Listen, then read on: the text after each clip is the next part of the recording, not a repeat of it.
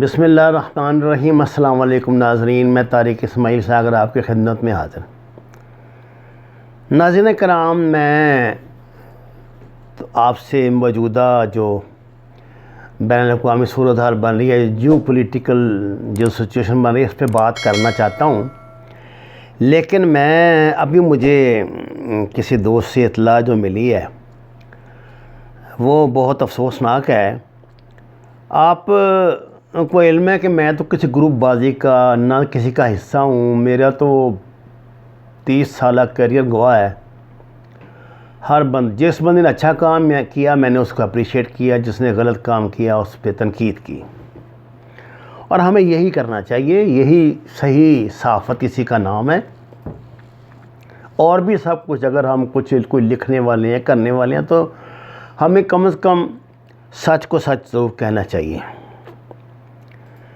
عمران ریاض خان کو میں نہیں جانتا، میں ان کو زندگی میں کبھی ملا نہیں ہوں، لیکن اس طرح جانتا ہوں جس طرح آپ جانتے ہیں۔ میں بھی ان کے وہ بڑے پہلے آؤٹ سپوکن ہیں، انہوں نے اس سے پہلے مختلف چینلز پہ جو پروگرام کیے اس میں بھی وہ کچھ، چونکہ میں بھی چھوٹا موٹا پٹھان ہوں، تو میں نے دیکھا تھا کہ وہ اپنی پٹھانیت پہ کچھ ان کا مزاج اس طرح کا ہے کہ وہ کوئی جس کو آپ کہتے ہیں نا، کوئی پریشرائز نہیں ہوتے کسی کی شخصیت سے یا کچھ سے۔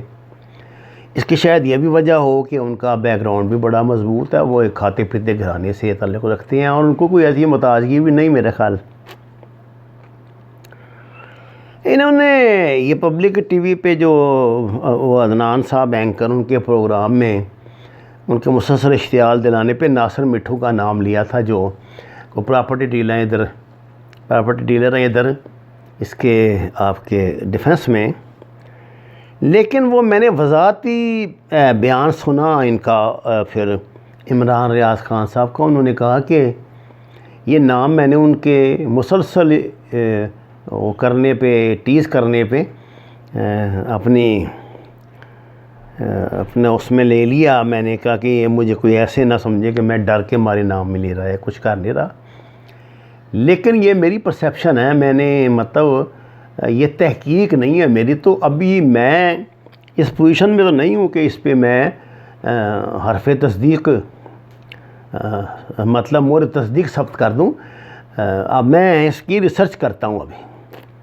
یہ کوئی بری بات تو نہیں، وہ ویسے بھی تو اس نے عثمان بزدار سے ٹکر لی ہوئی تھی، ملک ریاض کے خلاف وہ اتنی کھل کھلا کے بات کرتا ہے، ہم تو ایسی باتیں سن کے ڈر جاتے ہیں، ہم تو بزدل لوگ ہیں، لیکن وہ ایک بہادر آدمی ہے۔ تو اس پر جب اس نے یہ بات کی نا وضاحت کے ساتھ کہ بھی میں نے یہ بات تو کہہ دی تھی، لیکن یہ صحافتی اصولوں کے خلاف ہے کہ کسی کا نام بغیر اس کے اپنی تحقیق کے لیے دینا۔ لو جناب، اس پہ پھر ان پر جو ریٹیلیشن پھر ہوئی ہے، یہ جو گروپ ہے یہ نون لیگ والا اس کی طرف سے، تو ان کے جو وہ ادھر لندن سے جو ان کے خفیہ بردار ہیں، انہوں نے سید کوثر کاظمی کی قیادت میں جناب علم اٹھا کے تو حملہ کیا ہے۔ تو اس پر پھر محترمہ نے بھی اپنی رائے دی ہے، مریم صفدر صاحبہ نے، انہوں نے کہا ہے کہ جی یہ حق سچ پہ ڈٹ جانا تو عام بندوں کا کام نہیں ہے، یہ نہیں ہے، وہ نہیں ہے، تو یہ لوگ ڈر جاتے ہیں، کیونکہ وہ جو پراپرٹی ڈیلر جس کا انہوں نے نام لیا تھا وہ شاید کسی جنرل کے عزیز ہیں۔ یہ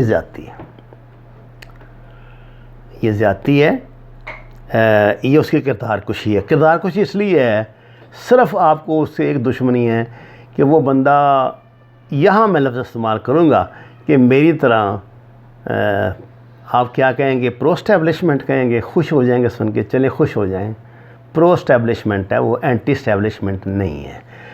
اب یہ دونوں باتیں جو ہے نا، پرو اسٹیبلشمنٹ اور اینٹی اسٹیبلشمنٹ، ان دونوں کی جو آپ کی ڈکشنری ہے نا اس میں اور مطلب ہے، ہماری ڈکشنری میں وہ مطلب نہیں، ہماری ڈکشنری میں وہ مطلب ہے جو بٹانیکا، جو انسائکلوپیڈیا بٹانیکا کی ڈکشنری میں ہے، کہ آپ کسی کے اس طرح مخالف نہیں ہوتے کہ آپ زمین آسمان کے کلابے ملا دیں اس کی تعریف میں، اور پھر اسی طرح اس کی مخالفت میں ملا دیا بغیر کسی وجہ کے.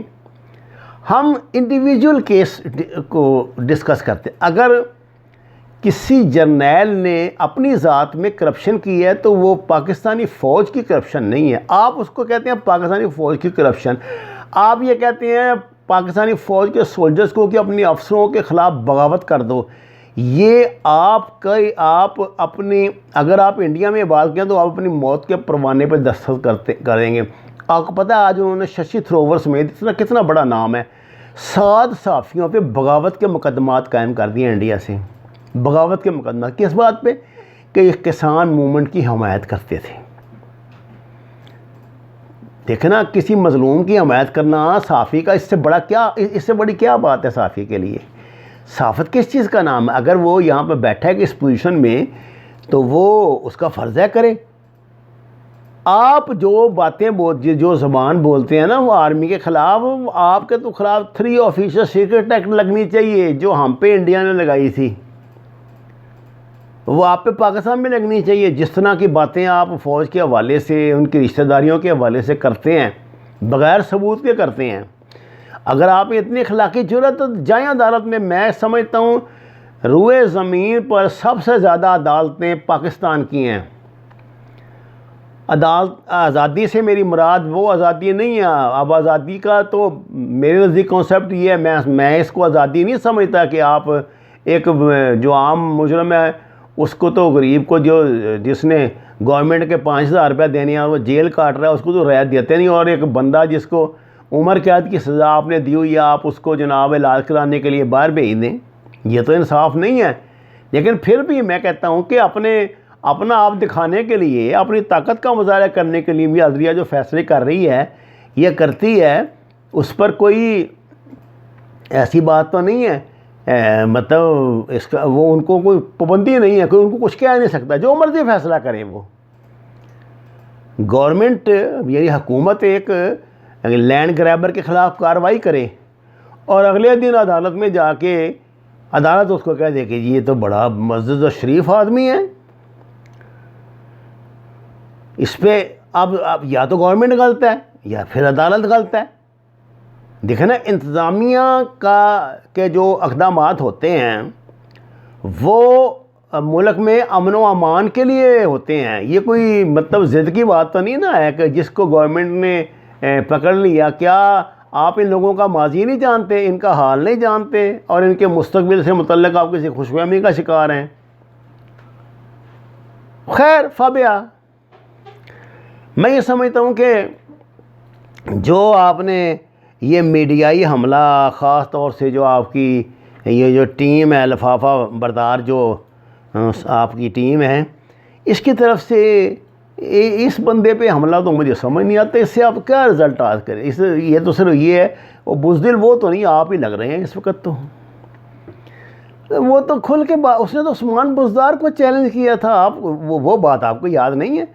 آپ کا کیا خیال ہے؟ اب اس نے جو جواب دیا وہ بھی آپ کی تسلی تو ہوگی نا. اس نے کہا تھا کہ جی آپ کے والد صاحب جو کچھ کر کے ملک سے بھاگے ہوئے ہیں نا، تو آپ اپنی دولت کے زور پر ہر بندے کو اپنی مرضی کا تو سچ اور جھوٹ نہیں نا کا پابند تو نہیں نا کر سکتے. اگر میں کسی بات پہ آپ کی تنقید کروں تو وہ تو آپ کے نزدیک میں مطلب قابل گردن زدہ نہیں بن جاؤں. اگر آپ کی تعریف میں زمین آسمان کے قلابے جھوٹ سچ کے ملا دوں وہ ٹھیک ہے. آپ کیا سمجھتے ہیں یہ لوگ اندھے ہیں، بہرے ہیں، ان کو نظر نہیں آتا؟ بات لمبی ہوگی. میں تو آپ سے ذکر کرنے بیٹھا تھا اس بات کا کہ اب خبریں تو چھوئی 2-3 لیکن موضوع ایسا چھڑ گیا تو میں زیادہ لمبی آپ سے کرتا نہیں ہوں. لیکن میں آپ کو کہتا ہوں کہ آخر کب تک یہ ملک جو ہے کارٹلز کے اور ان کے مافیاز کے اور پریشر گروپس کے اور یہ ذات پات والوں قبیلوں اور خاندانوں کے قبضے میں رہے گا؟ اس سے آپ کو نجات حاصل کرنی چاہیے. اگر آپ نے یہ جمہوریت تو نہیں ہے نا، یہ تو آپ نے تماشا بنایا ہوا ہے ایک، جس کو وہ باندر قلعہ جس کو کہتے تھے نا، ایک بندہ کو جی وہ جب وہ ایک اکیلے بندے کو سارے بندے جوتیوں سے مارنا شروع کر دیتے ہیں. اس کے بعد وہ بندہ بھی جوتیاں مارنے والوں کو جوتیاں مارنی شروع کر دیتا ہے. اسی طرح بندر کا انصاف ہے. یہ جو کلچر آپ جنم دے رہے ہیں، اگر آپ کبھی برسر اقتدار آ ہی گئے مستقبل میں، جس کے امکانات نہیں ہیں، کیونکہ مجھے ایسا لگتا ہے کہ شاید پاکستان کی اسٹیبلشمنٹ نے اب یہ فیصلہ کر لیا ہے کہ وہ این آر او والا چکر نہیں کرے گی، کیونکہ آخری این آر او شاید یہ جنرل مشرف نے دیا تھا. اب وہ این آر او تو ملنا کوئی نہیں، اور آپ نے پاکستان آنا نہیں جب تک کہ آپ کو این آر او نہ ملے، کیونکہ آپ تو ایک ہفتہ نہیں جیل کاٹ سکتے. تو اس لیے مشکل ہے. اگر آپ یہ سمجھتے ہیں اس طرح آپ کے ڈرانے دھمکانے سے، آپ کے سماجی پریشر سے، کیونکہ آپ کے پاس پیسے ہیں، آپ کے پاس میڈیا کی بڑی اسٹرانگ ٹیم ہے، ان کو 10-10 لاکھ روپے تنخواہ دینے والی ہیں، تو آپ یہ سمجھتے ہیں کہ آپ کسی کو ڈرا دھمکا لیں گے. میرا تو خیال ہے یہ آپ کی سوچ غلط ہے. کل کو یہی لوگ جو ہیں آپ کے گلے کا ہار بنیں گے. آپ یہ یاد رکھنا. ممکن ہے کبھی میاں شہباز شریف کو پنجاب میں چانس مل جائے یا حمزہ شہباز کو مل جائے، آپ کا تو سوال ہی پیدا نہیں ہوتا میڈم. لیکن یہ ہے کہ یہ آپ کی جو میڈیا ٹیم ہے، جس کے سر پہ آپ سمجھتی ہیں کہ آپ نے فتح کر لیا پاکستان کو، یہ آپ کی بڑی غلط فہمی ہے. پلیز اپنے اکابرین سے سبق سیکھیں، اپنے والد صاحب سے سبق سیکھیں. آپ کو یاد نہیں ہے جب آپ کے والد صاحب این آر او کر کے بھاگے تھے نا ادھر سے پاکستان سے، اور پھر انہوں نے اعلان کیا تھا آنے کا، خدا کی قسم 10 بندے نہیں ان کو استقبال کے لیے گئے تھے ایئرپورٹ پہ. میں اس بات کا گواہ ہوں، اسلام آباد میں تھا میں اس دن. اس لیے یہ تو ان لوگوں کو بیوقوف بنا کے آپ نے لگایا ہوا ہے نا، جن کو ساتھ کہ کوئی امریکہ آپ کے ساتھ ہے، نئی حکومت آ گئی امریکہ کی، یہ کر دے گی وہ کر دے گی، تسلیاں دے رہی ہیں. وہ نہیں ماننے والے. یہ نہیں ہونے والا. جو بائیڈن پاگل نہیں ہے، آپ نے دیکھا اس کے فیصلے. ناظرین کرام، بڑی تکلیف دہ بات ہے. اگر اپنی طاقت سے، اپنے پیسے کے زور سے، اپنی کرپشن کے زور سے، اپنے گنڈوں گلو بٹوں کے زور سے ہی ہم نے حکومت سچ اور جھوٹ کا فیصلہ کرنا ہے، تو پھر مجھے نہیں لگتا کہ یہ سسٹم چلے. پھر تو کوئی ایسا ڈنڈے والا آئے گا نا جو میرا خیال آپ بھول جائیں گے. پھر پچھلے سب کو بھول جائیں گے. وَمَا عَلَيْنَا إِلَّا الْبَلَاغُ الْمُبِينُ. ناظرین کرام، درخواست ہے قرآن اور نماز سے ہدایت حاصل کریں، ہمارے چینل کو سبسکرائب کریں، لائکس دیں، اور سچ کے سفر میں ہمارا ساتھ دیں. آپ کا شکریہ.